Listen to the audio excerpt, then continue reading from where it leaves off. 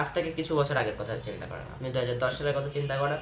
ধরেন তখন একটা কাঠ মিস্ত্রি, সে যখন ওই কাঠ কেটে কেটে বানাতো, আপনি যখন এই গ্রামের দিকে যাবেন না, তখন দেখবেন যে এই হাত দিয়ে ডিজাইন করে নকশা বানাতো, ওই এরকম হাতে, এটা কি বলে, সেনি টাইপের একটা জিনিস নাম ছিল, এবং ওইটা দিয়ে তারা ওই পুরা কাঠটার নকশাটা ডিজাইন করতো এই খাটের। এবং খাটের যে আপনি ফ্রন্টে যে একটা জিনিস দেখবেন, ওই টাইপের তার একটা নকশা তৈরি করতো, এবং ওটা হাত দিয়ে তৈরি করতো। সময় যত যেতে থাকে, তাদের মানে প্রোডাক্টিভিটি বাড়ানোর কারণে ওরা মিস্ত্রি, বাট ওরা কাঠ যাই করুক, মানে কাঠ দিয়ে জিনিসপত্র তৈরি করে, ওদের তো প্রোডাক্টিভিটি আছে, তাই না? তো ওরা প্রোডাক্টিভিটি বাড়াতে বিভিন্ন যন্ত্র আসে, যেমন আগে এটা হাত দিয়ে করা লাগতো, এখন এক টাইপের মেশিন আছে যেটা হচ্ছে এরকম ঘোরে অটোমেটিক মোটরের সাহায্যে, ওটা এরকম করে ওরা ডিজাইনটা করতে পারে সুন্দর করে, হাত দিয়ে ঘষে ঘষে বা এরকম শ্রেণী দিয়ে এরকম করতে হয় না। এটা যদি আপনি ওদের কাছে জিজ্ঞেস করেন, ওরা বলবে। এবং আরও নিখুঁতভাবে এটা করা যায়, মানে অনেক দামি কাঠে বা এই টাইপের একটা জিনিস।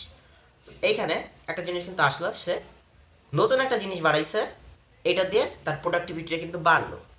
এখন এই কাঠ মিস্ত্রি যদি চিন্তা করতো যে ভাই, আমি এই কাঠ, মানে নতুন কাঠ আমার এই ডিজাইন করার জন্য নতুন একটা প্রোডাক্ট বাড়াইছে, বাট ওটা আমি ইউজ করবো না, আমি হাত দিয়েই ডিজাইন করতে থাকি, আমার এটাতে ভালো লাগে, আমি এটাই করবো, আমি ওটাতে থেকে ভয় পাই, এটা আমার পছন্দ না, আমি আলাদা সরে থাকবো, ঠিক আছে?